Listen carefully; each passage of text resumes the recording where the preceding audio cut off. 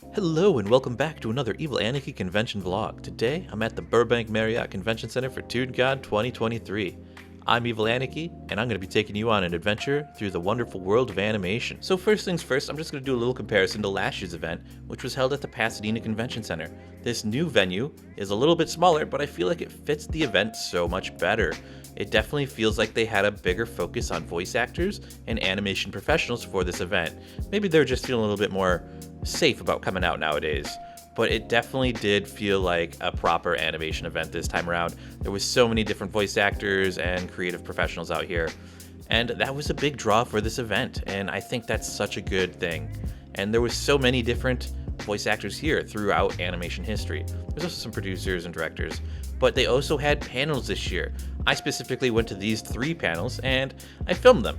So you're going to be seeing bits of those in this video. If you want to see the full panels, you can find the links down in the description below. I did pull out some of the most memorable moments for you guys, and I think you're gonna like that. But also my buddy David was doing a little event here with Greg Eagles with signed Funkos, and then Darrel was here. Oh my goodness, his world famous voice actor Darrel, and he was challenging people to Beyblades. I also did pick up some vintage anime VHS, just like last year. Thanks, Alec. So without further ado, let's get into this vlog.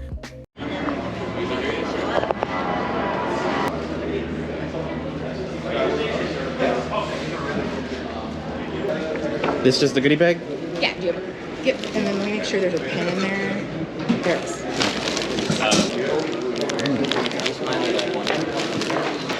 And we're inside Tooncon 2023. Let's go find some people. So coming into the con, this is the first hall that you come into, and as you can see, PSA is here, and there's a photo op booth room, and down this hallway over here to the left is the panel room, and we'll be in there in a little bit. But all these booths are just doing, you know, selling some stuff and, you know, jewelry, posters, custom art, whatever you're looking for. I just thought I'd show a little bit of this because this is sort of the first thing you see when you come to this event. And the first person that I came across is my good buddy Darrel Delfin, the voice actor. 3, 2, 1, let it rip! Oh. Pandemonium! I need a stop. Foul play. Foul. Oh, yes!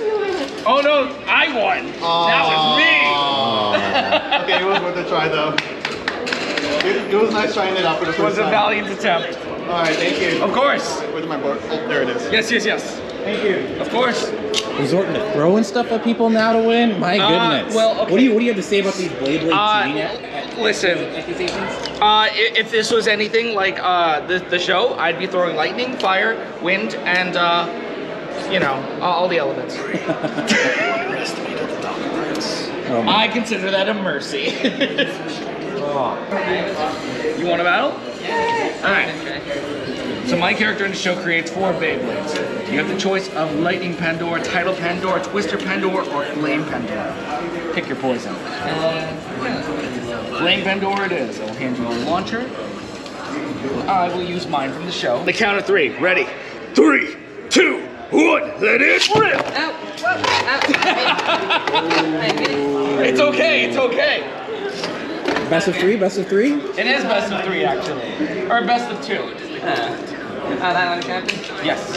Or no, we're not gonna. So after watching Darrel crush the hopes and dreams of young Beybladers, I came inside and I found David here with Greg Eagles. They were doing some Toyzilla signed Funko Pops here. Super cool stuff. Check out the website Toyzilla if you want to get a signed Funko by one of your favorite voice actors. But Greg Eagles here is the voice actor for Grimm from Billy and Mandy, and he's also Aku Aku from Crash Bandicoot, and he's also in Bleach and a whole bunch of video games. You know, super cool stuff. After that, I decided to start walking around the hall a little bit. This is a really small hall, so, you know, it's kind of easy to get around. Besides this big crowd in the corner, which is all here for Butch Hartman. All of these people want Butch Hartman. They just want him. I kind of wish he was off in, like, a different part of the building, so his line wasn't blocking the hall. But there was so many cool voice actors here, and it's so nice to see so many people coming out and being like, oh my goodness, my favorite voice actor was here. Like, Barney was here. That's just crazy. Like, what? And oh my goodness. And there's such a variety of different voice actors here, like from Disney to Nickelodeon to Cartoon Network to anime to, you know, vintage cartoons. I say vintage, but you know, that might make some people angry. Just the cartoons before my time. But yeah, they had so many different voice actors here. But you're probably wondering, well, Aniki, you went to this convention. Have you bought anything yet? And I did buy some stuff. I'm gonna tell you right now, the ALA, Anime Los Angeles booth, was here again, and I ran into my buddy Alec. They were again selling anime VHS. And here's everything I got from them. I think I spent like $90. Most of these were $2. Two of them were a little bit more pricier than the others. That's why it was so much. And these are all sealed, by the way. The Akira production documentary here was $30, and the Lensman was like $20. They're just hard to find, and they were never transferred to DVD apparently, so that's why they're a little bit more. If you want to see more about this, I talked to Alec last year about how he acquired these, and there's a video up on one of my other channels if you want to check that out. But yeah, you get a free ALA bag with all their purchases. I've got like way too many of these ALA bags.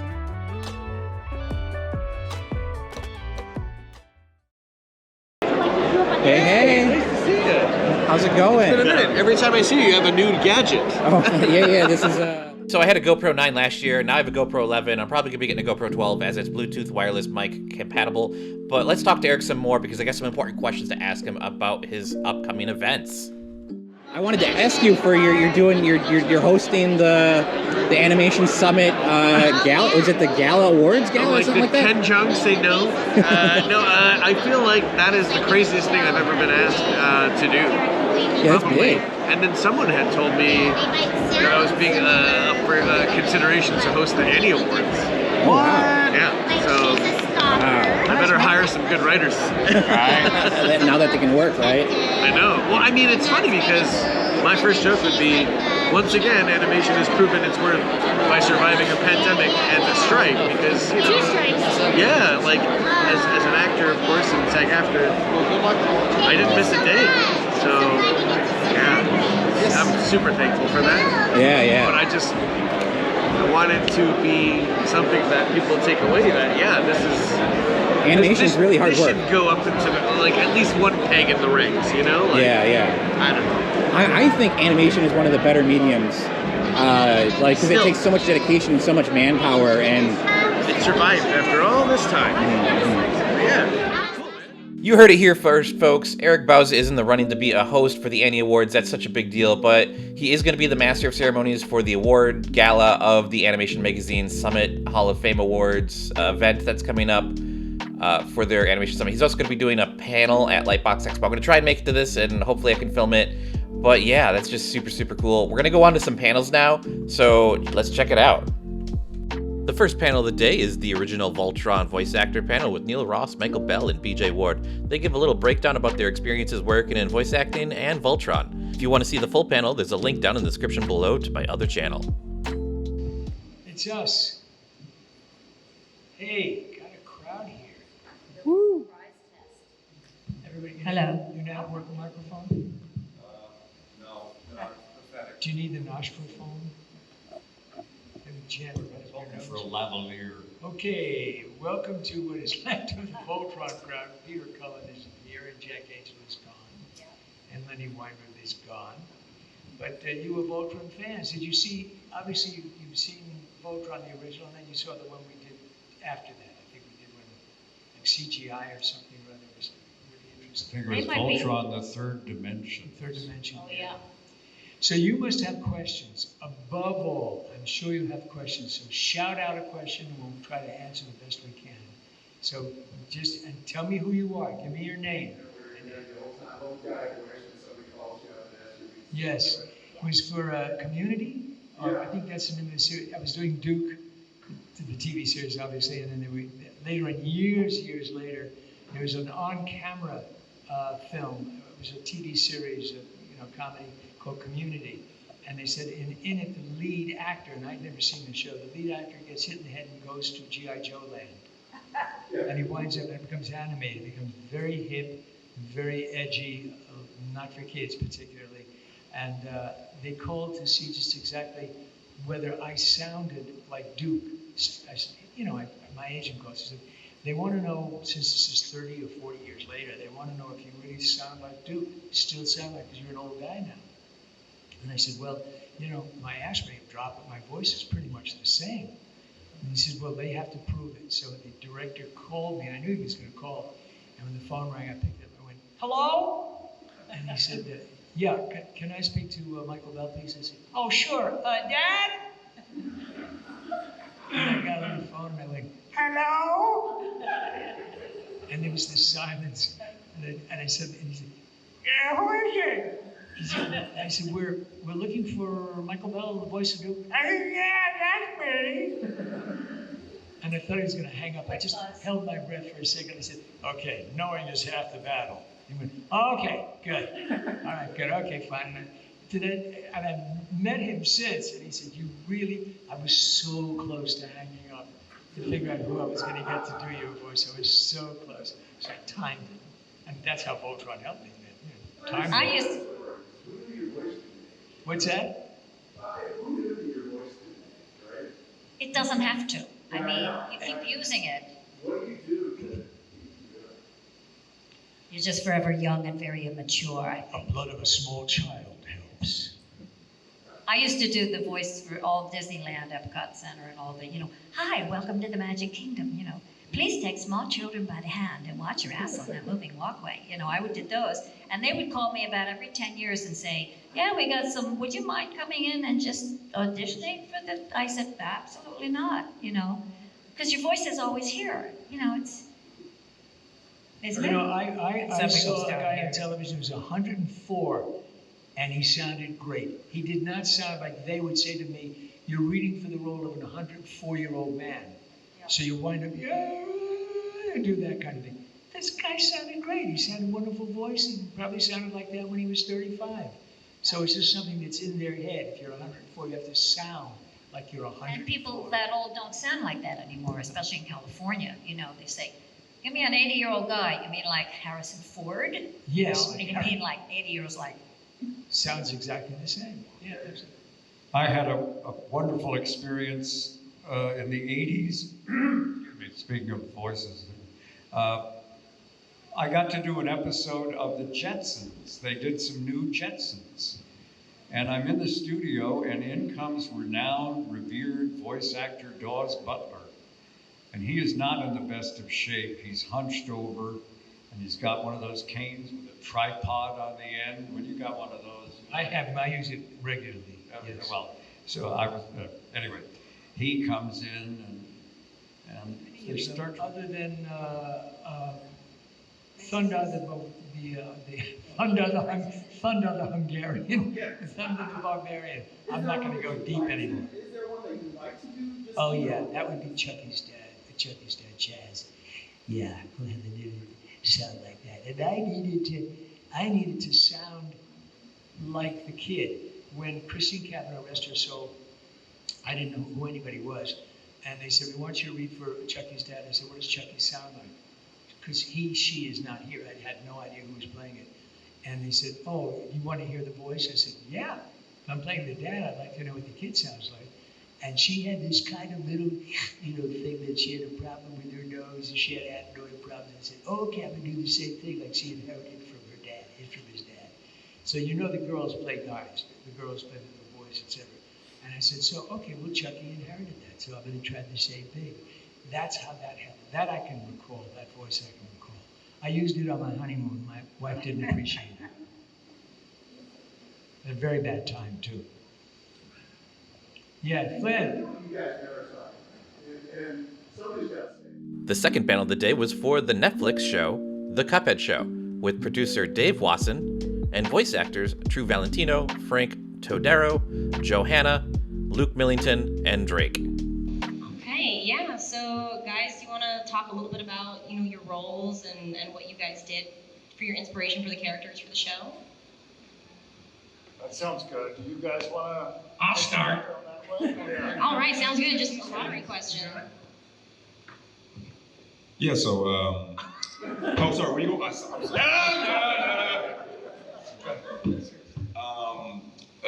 So when do they first?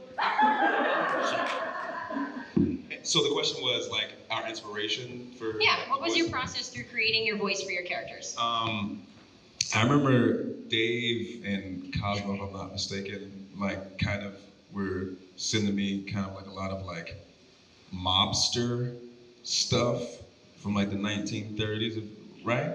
Yeah, that's exactly right. Is this off again or is it on? Hello? Hello. There it goes. Yeah, exactly. Like we were like, since it's sort of set in the 30s, we were looking at like a lot of old like archetypes from that, like sort of the fast talking wise guy, and that seemed like a good fit for Cuphead because he sort of thinks fast. He's always scheming, so that seemed like a good way to go. He thinks fast and doesn't really think about what he's going to say when he's thinking fast. So he talks fast and thinks slow, I think is what it is. That's a better description for sure. Yeah, that's kind of was the inspiration, I suppose. Wow. Hi everyone. For Mugman, well, you gave the note of Lucas Stello right out of the gate for the audition. Right. And I love Abbott and Costello, so I had to add that.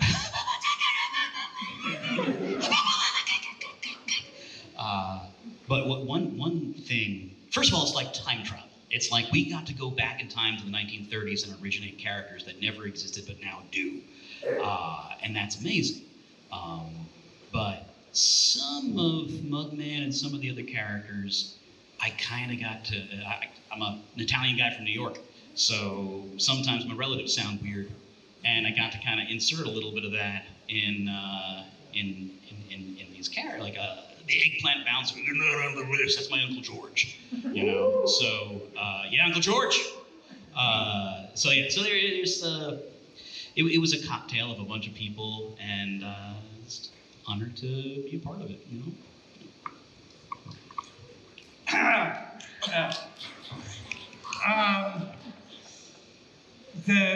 In auditioning, the breakdown said, Elder Kettle, crusty old curmudgeon.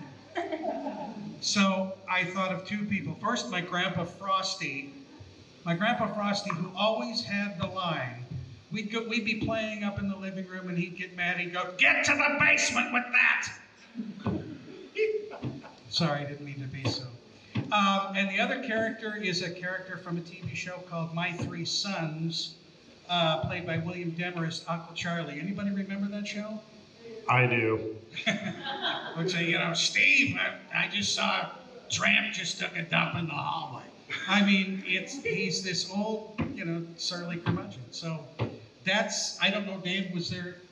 I would say like with Elder Kettle in particular, we kind of had like, originally we were thinking of a character that was like, I'm an old man, like he would be like that, but grouchy.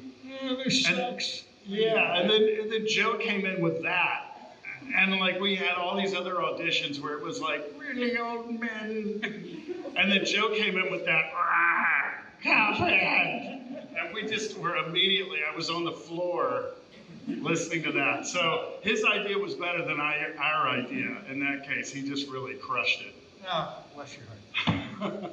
Wow, thanks. I was very fortunate in the breakdown for the Devil to have Tim Curry in the Rocky Horror Picture Show as the point of reference. And Tim Curry is actually the backdrop on my iPhone, so I was particularly connected to that response. And having been raised watching that film every Halloween, and you know, whenever my mom would want to sit down and watch it together, I was like, yep, I know exactly what that voice is. And would sing like Sweet Transvestite on the way to recordings to get into the voice. Like, how do I? And that's how I get there. And I just like crazy lucky. There's just something, and also I just loved how the Devil was theatrical, over the top, attention seeking. It's perfect for an actor. So yeah, and it was just complete stroke of luck. And also, actually, I will say one thing that was wonderful was that we got drawings of the characters, at least I did in my audition, which is just so helpful to be like, oh, okay, I think he was standing there like this in the drawing, so I was like, okay, I got this guy down pretty well. I'll give this, I have a good idea of what he can be, so yeah, very lucky. Yeah, and just off of that, right, Tim Curry from Rocky Horror, even though not the best known 30s character, but he definitely seemed like nobody really inhabited the joy of being evil as Dr. Frankenfurter did in that movie. So it's just like he seemed to like savor it and just find it being evil was so delicious. And yeah, Luke came in and just inhabited that. Perfect. And I think also, this is sort of a fun factoid, wasn't that the very first audition you'd ever gone on? That was my very first voiceover audition that I ever Amazing. You just came right in and killed it. The power of Hollywood, y'all. The power of Hollywood. I haven't booked since, so To kind of interject too, we recorded all of these things separately. What? And now it's time for the third panel of the day and the final panel I was able to attend here at Tooncon. It's the Fairly Oddparents and Danny Phantom panel with Butch Hartman, David Kaufman, Suzanne Blakesley, Darren Norris, and Carlos Azaraki. The question is, who's the best character? Wanda! Guys, I'll be here for the Danny! Girlfriend! There's your answer. Give it up for the show, lady. Who's the best character? Wow. I think it comes down to like who the audience likes. You guys, you guys have to pick your favorite character. Some of the funniest ones I like are the ones they write for. Catman was funny. Crocker was always great. Timmy's dad, Cosmo, great. Danny Phantom. Oh, her gender-neutral character that she did. Wasn't it a general? No, Gray did that character. It was No, didn't you? You did like this weird kind of. Yeah, it was something like she talked like this, something like. It was something like gender neutral. Talking like this. Yeah, something like that. Anyway. My favorite. We have more questions. Yes, who's got another question? Yes, Gary. Oh, come up here, young fella. Come here. I know it. Hi, Gary. Wait a minute. It's Fairly Oddparents animation director Gary Conrad. Wait a minute. That question is easy to answer. The best character in the series was Dr. Rip Studwell. Oh, that's right. Yeah. Voiced by Butch Hartman. That's right. Well, thank you. And it looks like Butch Hartman too. It looks like, yeah, exactly. I had nothing to do with that. Thank you, Gary. Thank you, Gary. Gary Conrad, right there. By the way, nice shirt. It's really old. Get a new shirt, but that's like. Oh, I'm cleaning her pool at 3:30. Yes, you are. You're late too. Go clean the pool, Gary. Thank you, buddy. There's this Darren Norris reciting "I Found a Nickel." Give me a lead in. I forget what the first line is. What's the line? What's the line that comes before it? I wanted to give you a lead in. It doesn't matter. Why are you so happy? Why are you so happy, Cosmo? I found a nickel! There we go. Wait, we need more applause than that. We need way more applause than that. But the payoff is the best. I have good news and bad news. What's the good news? I named my nickel Philip. What's the bad news? It's a girl nickel. I didn't write that. These guys wrote that. It's just my job to bring it to life. It's funny, people always come up and they say, what's your favorite line? And we've written so many of them. And it was 23 years ago we started. And it's funny, you work on these episodes for months and months, and you work on them, you watch them over and over, then you get them done and they go out, and you don't really watch them anymore. You don't watch them for years, and you're like, people go, remember the episode? And they'll say the name of the scene, you're like, no, I don't, I'm so sorry. I wish I did. I wish I could recite the whole thing for you. Darren's your best friend. He called you up. How are you, man? What's your name? Hi, Rossiter. Oh, nice. What's your name? Rossiter. Rossiter. Wow. What's your question? This is kind of an individual question. So, which of the two shows that you both worked on was the easiest one to work on? Okay. Well, first of all, Darren, you worked on Tough Puppy and Fairly Oddparents. Which one was easiest? Was there an easiest one? I don't know that I've ever thought about them that way. They were very different shows playing very different characters. So I guess vocally, Tough Puppy was easier, and I wasn't playing three of the major roles in the show. Yeah. What's nice about that, you guys can all answer. Thank you very much. Give it for Rossiter, by the way. Thank you, Rossiter. I think what I want to answer, but what I want to jump into another topic though is like, you got Tough Puppy because you were doing great on Fairly Oddparents. I just said, Darren, you want to do this part? So it pays to do great on one show, then the producer might hire you for another show. Because your job as an actor, I know you guys are talented, you do great voices. Your job is to make our lives easier. If you guys can make our lives easier, we will work with you all day long. But if you come in as a prima donna and you're hard to work with, it's like we just don't have time. We got to get in there, record you, and get out and make the show great. Exactly. Who wants to comment on that? Anybody want to comment on that? Like how to behave as a voice actor, or how to? You get into the flow of it. You understand how Butch's mind works, how he directs. It's tough love. So when you're getting direction, you take it with the greatest song. Go, oh, that's Butch. Hey, great job, Carlos. Next time, try acting. Okay. But it's the vibe of the show. I had to keep up with Suzanne and Darren and Tara and Grant. You got to sink or swim, and so Crocker, I got to keep up with these guys. I got to bring that same energy in it. I missed that. I missed the flow and the symphonic quality of just having everybody go at the same time. Butch at the helm as the conductor, and you have to merge into that traffic lane, or you're sunk. And it's go ahead, Suzanne. Sorry. Well, it's also the best job in the world, and if you are a cog in that wheel, it makes no sense whatsoever. You should be enjoying yourself every single second of every hour that you spend on it. And so there are rare cases of people that are difficult to deal with. Hey, Suzanne, here's $20. $20 right there. What else? Yes. Come on up. You got another one over there. Oh, yes. How did you get in here? How did you get in here? I know I'm violating a restraining order being here, but what is your policy about hiring Canadians as supervillains?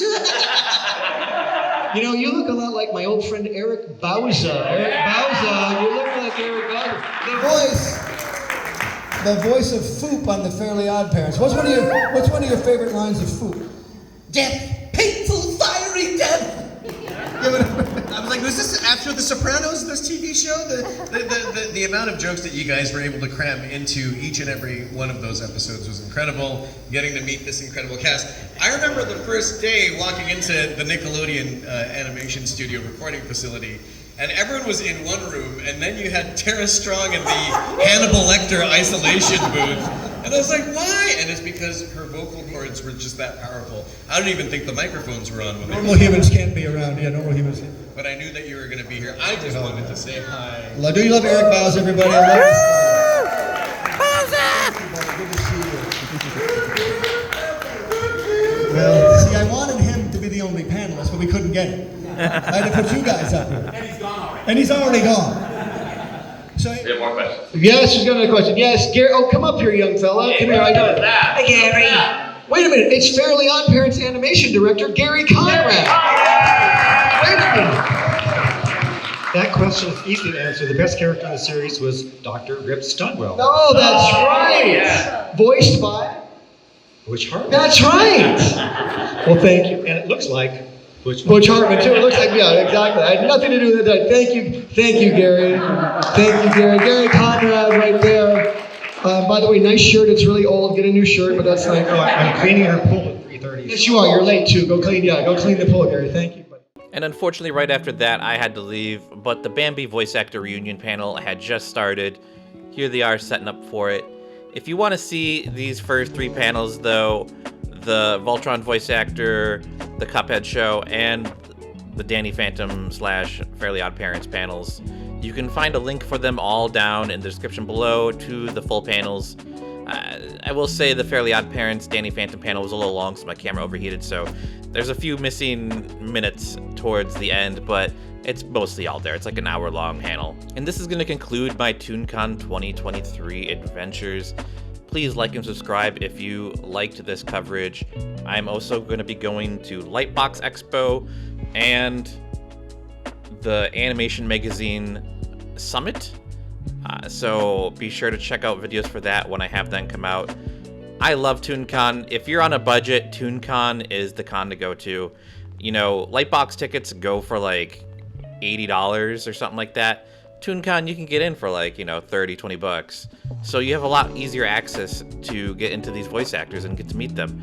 I will say, you're more likely to get a job at Lightbox Expo, but Tooncon, if you're just looking to meet people, this is probably the convention to go to.